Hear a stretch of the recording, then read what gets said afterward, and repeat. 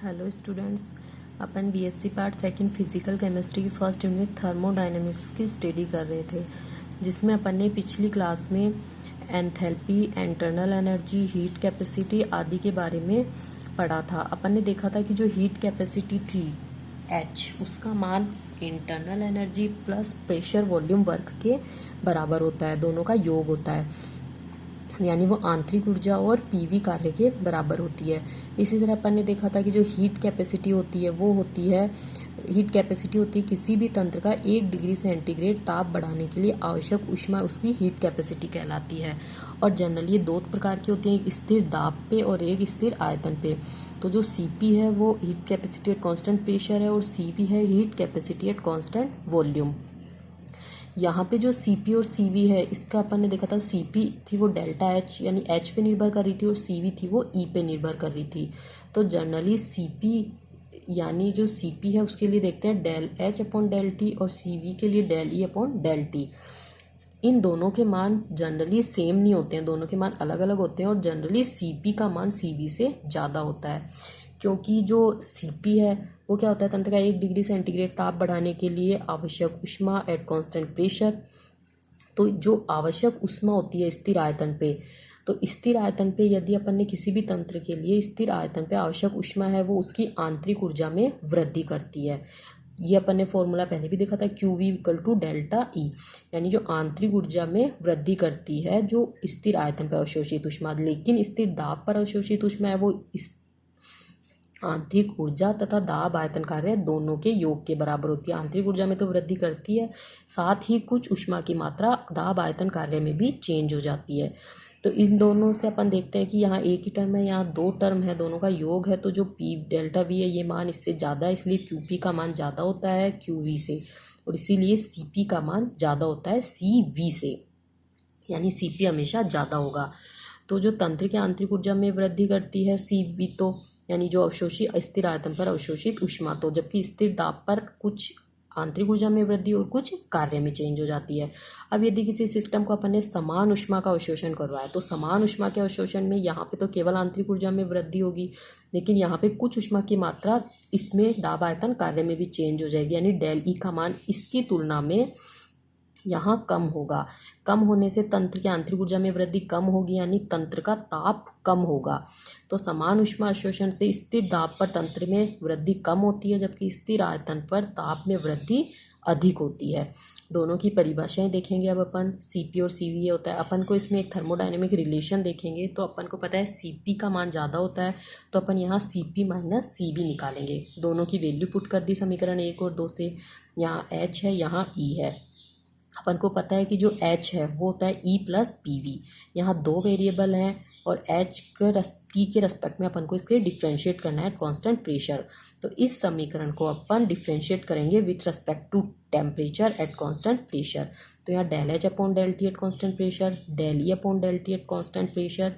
यहाँ दो वेरिएबल है जिसमें से P को अपन ने कांस्टेंट रखा है, तो P into del V upon del T at constant pressure. इस समीकरण नंबर 4 दे दिया और इस 4 को अपन यहाँ पे वैल्यू पुट कर देंगे। तो Cp माइनस CV बराबर अपने पास ये आ गई समीकरण नंबर 5। यहाँ आंतरिक ऊर्जा टेम्परेचर के रेस्पेक्ट में, इधर भी टेम्परेचर, यहाँ एट कांस्टेंट प्रेशर, यहाँ एट कांस्टेंट वॉल्यूम। तो अपन ने पहले भी देखा था कि जो इंटरनल एनर्जी है वो टेम्परेचर और वॉल्यूम दोनों का फंक्शन होती है और एक एग्जैक्ट डिफ्रेंशिएशन होती है, यानी अपन इसे डिफ्रेंशिएट कर सकते हैं।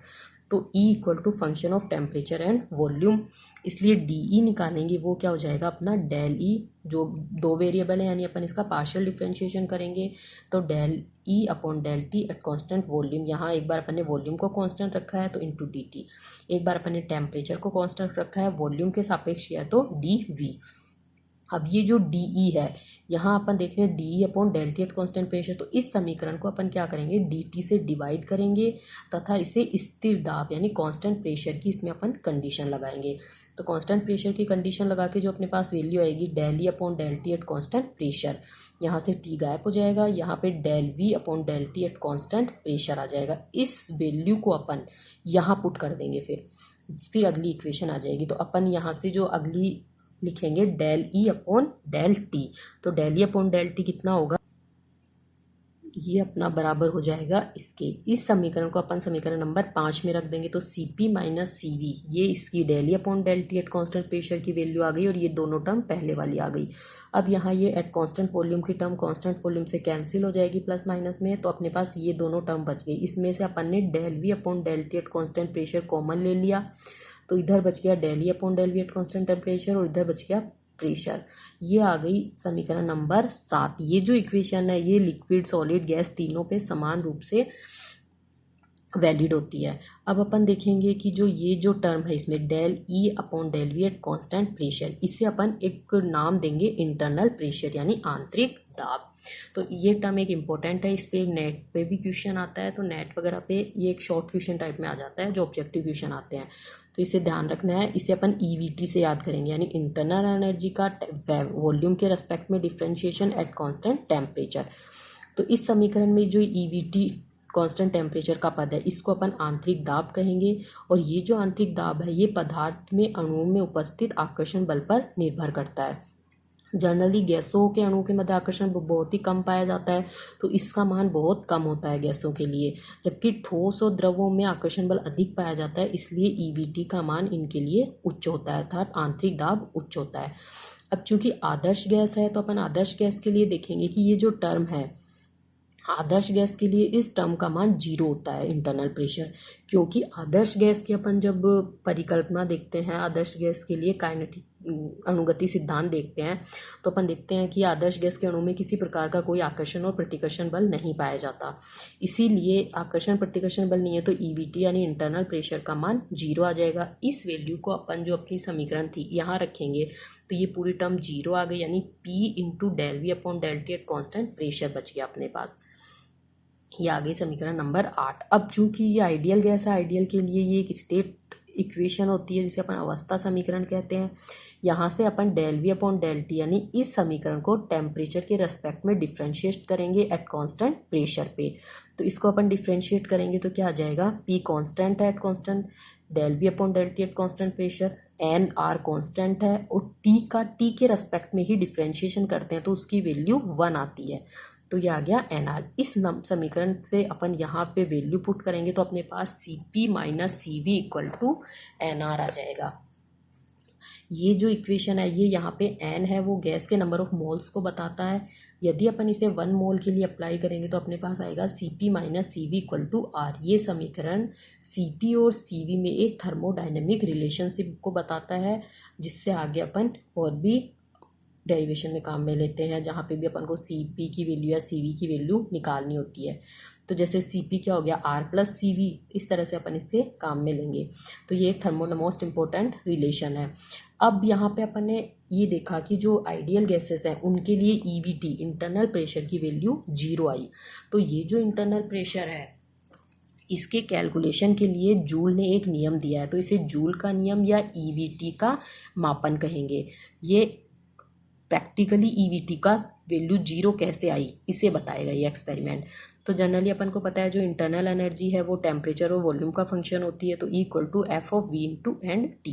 ये एग्जैक्ट डिफ्रेंशिएशन है, स्टेट फंक्शन है, तो अपन इसे डिफ्रेंशिएट करेंगे। वही 2 वेरिएबल है तो इनका पार्शियल डिफ्रेंशिएशन करेंगे, एक बार टेम्परेचर को कांस्टेंट लेंगे वॉल्यूम के रेस्पेक्ट में करेंगे, एक बार वॉल्यूम को कांस्टेंट लेंगे और टेम्परेचर के रेस्पेक्ट में करेंगे। तो जो अपना DE है वो क्या आ जाएगा, यहाँ पे ये जो टर्म है ये अपनी एट कांस्टेंट वॉल्यूम पे हीट कैपेसिटी को बता रही है del E upon del T, तो अपन ने लिख लिया CV इंटू dt और ये टर्म एज इट इज़ आ गई। अब ये जो इक्वेशन है इसमें ये वाली वैल्यू अपना इंटरनल प्रेशर है, तो अपन इसका जो मापन है वो जूल के नियम से करेंगे। तो जूल के नियम का जो प्रैक्टिकली एपरेटस था वो देखेंगे अपन क्या था, इसने कैसे EVT की वैल्यू कैलकुलेट की थी। तो इसने यहाँ पे एक एपरेटस लिया है जिसके अंदर 2 समान वॉल्यूम के बल्ब लिए, बल्ब A और बल्ब B। इन दोनों को कनेक्ट करके एक कॉर्क लगा दिया यानी एक अवरोधक, जिससे अपन खोल के इसे इसमें प्रवाहित करेंगे। तो यहाँ पे एक दोनों को जॉइंट कर दिया है और यहाँ पे एक कॉर्क लगा दिया है, वाल लगा दिया है। बल्ब A में अपन ने पूर्णतः गैस को भर लिया है और जो बल्ब B है वो पूरी तरह से खाली है यानी उसमें निर्वात है। इस पूरे के पूरे एपरेटस को अपन एक जल से भरे बीकर में रखा है। ये जल क्या करेगा, इससे अगर कोई हीट निकलती है तो वो ये जल एब्जॉर्ब कर लेगा और इसका टेम्परेचर बढ़ जाएगा। टेम्परेचर नोट करने के लिए अपन ने यहाँ थर्मामीटर लगाया है और एक विलोडक यानी स्टीयर लगा दिया। इसे जल से भरे बीकर में रख दिया पूरे इंस्ट्रूमेंट को।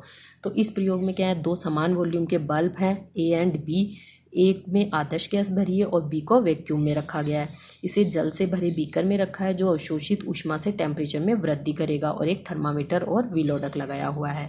अब अपन क्या करेंगे, सबसे पहले ये जो बल्ब ए है इसमें गैस भरी है, इस वाल्व को खोलेंगे और गैस को प्रसारित होने देंगे। गैस के ऊपर कोई बाह्य दाब नहीं है, बिना दाब के गैस प्रसारित हो रही है, यानी गैस का प्रसार हो रहा है। गैस का प्रसार होने के साथ साथ अपन जैसे ही पूरा आधा प्रसार हो जाएगा, आधा बल्ब भर जाएगा, उसके बाद अपन इसको विलोडक को हिला देंगे, टेम्परेचर नोट करेंगे। अपन टेम्परेचर नोट करेंगे तो देखेंगे कि इस टेम्परेचर में कोई भी चेंज नहीं हुआ है, यानी इस पूरे प्रोसेस में टेम्परेचर कांस्टेंट है, टेम्परेचर में कोई चेंज नहीं हुआ है। यदि टेम्परेचर में चेंज नहीं हुआ है, इसका मतलब यहाँ जब गैस का प्रसार हो रहा है, गैस का एक्सपेंशन हो रहा है, तब कोई भी हीट ना तो रिलीज हो रही है ना ही कोई हीट एब्जॉर्ब हो रही है, यानी dt जीरो है, इसके अंदर टेम्परेचर में चेंज जीरो है, तथा साथ ही साथ dH या जो हीट में चेंज है dq, वो भी क्या हो जाएगा, dq भी इसमें जीरो आ जाएगा। यानी ये एक आइसोएंथैल्पिक प्रोसेस होगा क्योंकि यहाँ ऊष्मा में परिवर्तन नहीं हो रहा है। तो अपन देखेंगे थर्मोडायनेमिक्स के फर्स्ट लॉ से यहाँ टेम्परेचर दोनों का नोट है। जब अपन ने इसका एक्सपेंशन किया उससे प्रारंभ में और उसके बाद में दोनों का टेम्परेचर देखेंगे तो टेम्परेचर डिफरेंस नहीं आ रहा। तो अपन थर्मोडायनेमिक फर्स्ट लॉ से लिखेंगे D equal to D Q minus D W. चूँकि इस एक्सपेरिमेंट में टेम्परेचर कांस्टेंट है, यानी जो ऊष्मा परिवर्तन है डी क्यू वो जीरो है, कोई ऊष्मा का रिलीज या कोई भी ऊष्मा का चेंज नहीं हुआ है। इस ऊष्मा का चेंज नहीं हो रहा है, इसका मतलब जो जूल का एक्सपेरिमेंट है वो आइसोएंथैल्पिक है, ऊष्मा का चेंज नहीं हो रहा है, सम एंथैल्पिक है। यहाँ डी क्यू की वैल्यू जीरो आ रही है, यहाँ डी क्यू जीरो रख देंगे तो अपने पास d E equal to minus D W आ जाएगा। अब जो वर्क है ये generally P opposite into D V, ये जो पी अपोजिट है ये अपना विरोधी बल को बताएगा, या अपन इसे पी एक्सटर्नल भी बोल सकते हैं, बाह्य दाब। तो ये अपना अपोजिट यानी जो बाहर से प्रेशर लग रहा है उसे बताएगा। तो D W P D V होता है, इसे P opposite into D V लिख दिया। अब चूंकि पूरी की पूरी जो गैस है उसके अंदर कोई बाह्य दाब नहीं लग रहा है, यानी इस गैस का प्रसार बिना किसी दाब के हो रहा है। तो गैस का वैक्यूम के विरुद्ध प्रसार है वो किसी भी दाब के, यानी इसके अंदर दाब क्या है, शून्य है। तो पी अपोजिट क्या हो गया अपना जीरो। इस पी अपोजिट को यहाँ जीरो रखेंगे तो डी डब्ल्यू भी क्या हो जाएगा, जीरो हो जाएगा। डी डब्ल्यू जीरो हो गया, इसका मतलब डी ई भी क्या हो गया, जीरो हो गया। डी ई का मान जीरो, ये जी डी ई की वैल्यू जीरो आई है। इसमें अपना जो पहले का समीकरण था ये वाला सी वी डी टी वाला, इसके अंदर यहाँ डी ई को अपन जीरो रखेंगे तो इधर क्या आएगा, C V d T plus del E upon del V at constant temperature into D V. तो इस इक्वेशन में अपन यहाँ जीरो वैल्यू पुट करेंगे तो अपने पास अगली इक्वेशन आ जाएगी ये वाली। अब अपन में क्योंकि देखा है टेम्परेचर कांस्टेंट है, ताप स्थिर रहता है, डीटी भी जीरो है, तो इसमें डीटी को जीरो रख देंगे तो अपने पास ये जीरो आ गया। अब ये एक क्वांटिटी है, ये एक क्वांटिटी है, दो क्वांटिटी का गुणनफल जीरो आ रहा है, इसका मतलब कोई ना कोई एक तो जीरो हो गई। दो क्वांटिटी या दो चीज़ों का गुणनफल यदि जीरो आ रहा है इसका मतलब उनमें से कोई एक जीरो है। तो या तो डी वी जीरो है या फिर del E upon del V at constant temperature zero है। इस समीकरण से अपन ने निष्कर्ष निकाला है, कंक्लूजन है कि या तो ये जीरो है या ये जीरो है। लेकिन चूंकि गैस का प्रसार हो रहा है इसका मतलब उसके आयतन में वृद्धि हो रही है, तो डी ई तो जीरो हो ही नहीं सकता, ये जीरो नहीं है, इसका मतलब ये जीरो है। तो इस एक्सपेरिमेंट से अपन ने देख लिया कि del E upon del V at constant temperature zero आता है। ये इस जो अपना इस एक्सपेरिमेंट था इसका रिजल्ट है, जिसे अपन जूल के नियम का रिजल्ट बोलेंगे। इससे अपन एक और क्या बात कह सकते हैं कि आदर्श गैस के लिए आंतरिक दाब शून्य होता है, अर्थात आदर्श गैस केवल और केवल ताप का फंक्शन होती है, यानी आदर्श गैस की आंतरिक ऊर्जा है वो केवल और केवल ताप का फंक्शन होती है। देखिए del E upon del V at constant temperature, यानी जो आंतरिक ऊर्जा है वो स्थिर ताप पे जीरो आ रही है। आंतरिक ऊर्जा स्थिर ताप पे जीरो आ रही है, वॉल्यूम चेंजेबल है, तो इसका मतलब आंतरिक ऊर्जा क्या है, केवल और केवल ताप पे निर्भर कर रही है। अगर आयतन पे निर्भर करती तो ये जीरो होती नहीं, लेकिन ताप कांस्टेंट होते ये जीरो हो गई। तो जो आंतरिक ऊर्जा है उसकी जो आदर्श गैस की आंतरिक ऊर्जा है वो क्या होती है, केवल और केवल ताप का फंक्शन होती है। ये जो लाइन है ये भी बहुत इंपॉर्टेंट है और यही जूल थॉमसन नियम का कथन होती है कि आदर्श गैस की आंतरिक ऊर्जा केवल ताप का फंक्शन होती है। इसे अपन इस तरह से भी लिख देंगे, E equal to function of T. इसे ही जूल का नियम कहते हैं। तो ये एक इम्पोर्टेंट रिलेशन है, एक ये भी इम्पोर्टेंट रिलेशन है, और एक ये कि ईवीटी को अपन इंटरनल प्रेशर कहेंगे। Okay, thank you. इसके आगे की क्लास में अपन जूल थॉमसन इफेक्ट देखेंगे।